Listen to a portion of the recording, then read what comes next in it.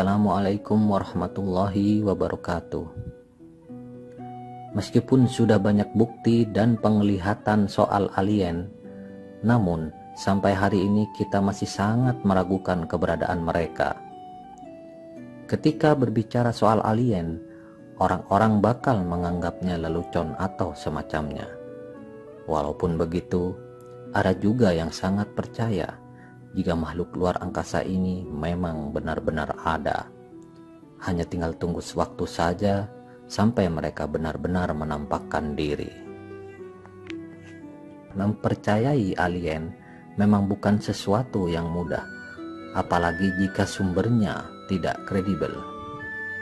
Tapi, bagaimana jika seumpama di kitab-kitab suci ada singgungan soal makhluk aneh ini? Tentu sebagai umat beragama kita akan percaya. Masih soal kitab suci dan alien, percayakah kamu bahwa Al-Quran ternyata beberapa kali menyinggung eksistensi bangsa luar angkasa ini? Ya, meskipun tidak secara gamblang mengatakan alien, namun beberapa ayat menyinggung cukup jelas hal tersebut. Penjelasan alien yang tertuang dalam Al-Quran, ini ulasannya. Bukti dari surat Asy-Syura ayat 29. Begini bunyinya. Wa min ayatihi khalqus samawati wal ardi wa ma basya fihima min dabbah wa huwa ala jam'ihim iza yasha'u qadir. Di antara ayat-ayat tanda-tandanya ialah menciptakan langit dan bumi dan makhluk-makhluk yang melata yang disebarkan pada keduanya, dan Dia Maha Kuasa mengumpulkan semuanya apabila dikehendakinya. Surat Asy-Syura ayat 29. Memang penggalan ayat tadi secara tidak langsung jadi pembenar soal keberadaan alien. Jadi Allah menyebarkan makhluk-makhluknya tak hanya di bumi melainkan di langit. Langit ini bisa direpresentasikan dengan banyak hal, termasuk juga alien yang notabene tinggal di luar bumi. Untuk lebih dalam lagi, kita bisa mengkaji ayat tersebut kepada para ahli tafsir. Tak hanya dalam surat Asy-Syura 29, alien sepertinya juga disinggung dalam Ar-Rahman ayat 29 yang berbunyi, Yas'aluhu man fis samawati wal ard kulla yawmin huwa fi sya'anin. Semua yang ada di langit dan bumi selalu meminta kepadanya. Setiap waktu Dia dalam kesibukan.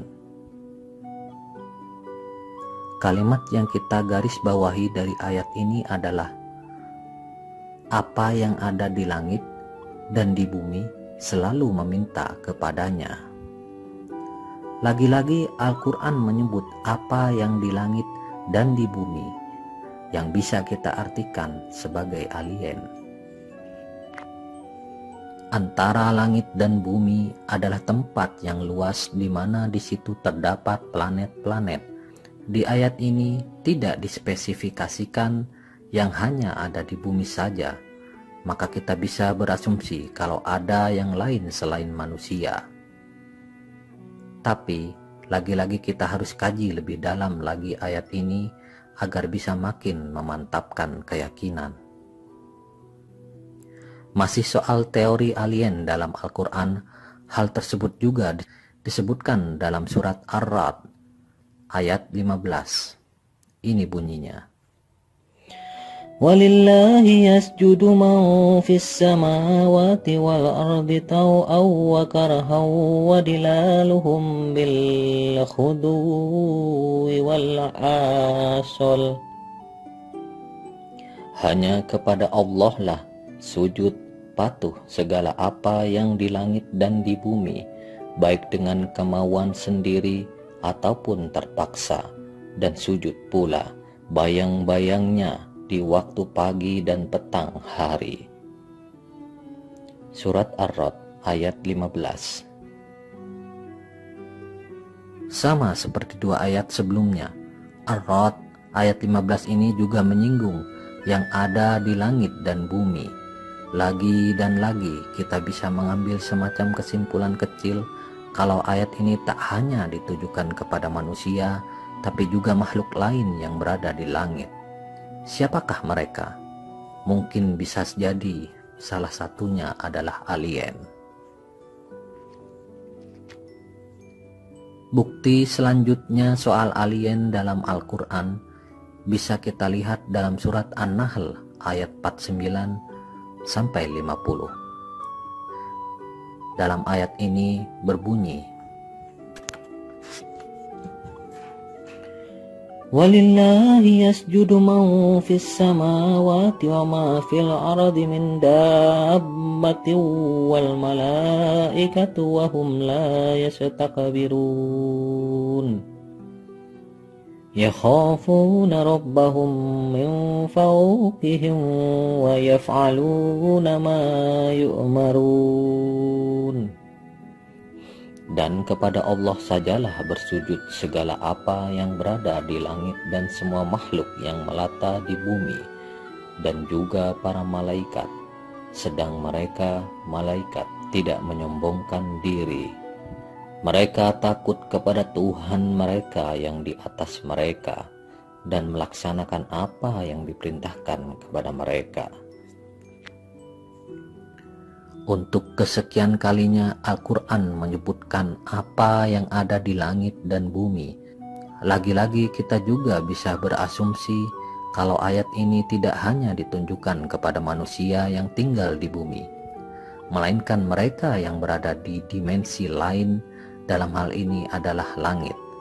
Pertanyaan selanjutnya, siapa penghuni langit? Jawabannya bisa macam-macam.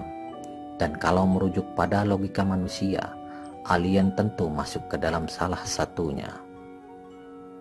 Seperti inilah yang dikatakan Al-Quran. Meskipun kita tidak bisa langsung menyimpulkan bahwa makhluk-makhluk langit tersebut adalah alien, tapi setidaknya kita dapat gambaran kalau bukan hanya manusia saja yang ada di semesta ini. Sekali lagi, ayat-ayat tadi perlu dikaji lebih mendalam agar kita mendapatkan makna yang sesungguhnya. Semoga bermanfaat. Wassalamualaikum warahmatullahi wabarakatuh.